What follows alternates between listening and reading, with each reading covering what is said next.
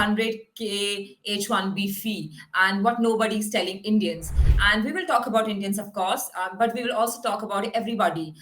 So I would like to understand, and I would like to ask you that what do you make of this news? When this news was announced, the administration, some of them were saying that it is going to start from the next year. Press secretary said it's going to start from 2026, the next year, but then the administration said that it has already been implemented. It is going to implement from the 21st of September. So it looked like as if there was a lot of, the administration itself was, a little confused about this. So what do you have to say about this news, firstly? So looking at this whole experience, this has been, a master class in how not to display a new policy.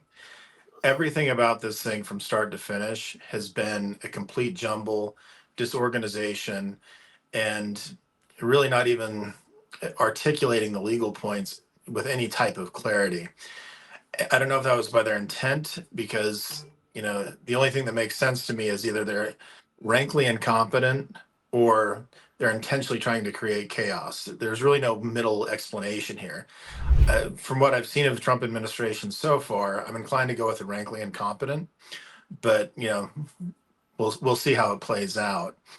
But from the get-go, this policy was released, no warning, no heads up, and on its terms, the face of this proclamation, seemed to be very clear to all immigration attorneys that this was a border entry fee.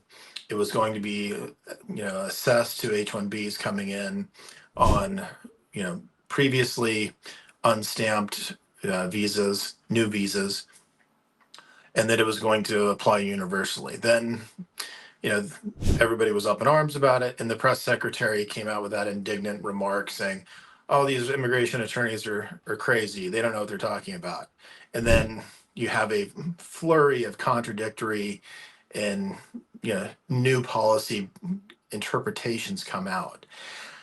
What we've seen from the latest of all of these is that it's going to apply to not only cap new H-1Bs coming into the US, but any new visa. So if you go home for stamping, then you're going to be subject to that fee on the return after getting stamped, even if it's a extension or it's not your first H-1B.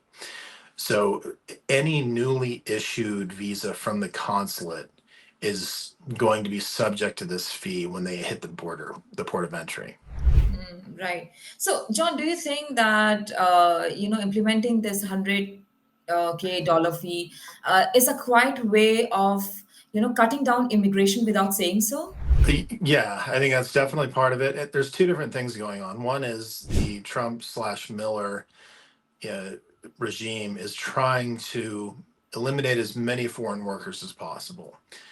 The other thing that's going on is they're trying to, secure the support of the major tech companies by making it so that they're really the only ones who are going to be able to afford H-1Bs. And they're doing that in two ways. They're doing that with this $100,000 fee, and they're also doing it with, the changing of the prevailing wage rates, which is coming from the Department of Labor. All of that is going to be designed to price out small, medium companies from participating in the H-1B program and really making the H-1B accessible only to the FANG companies.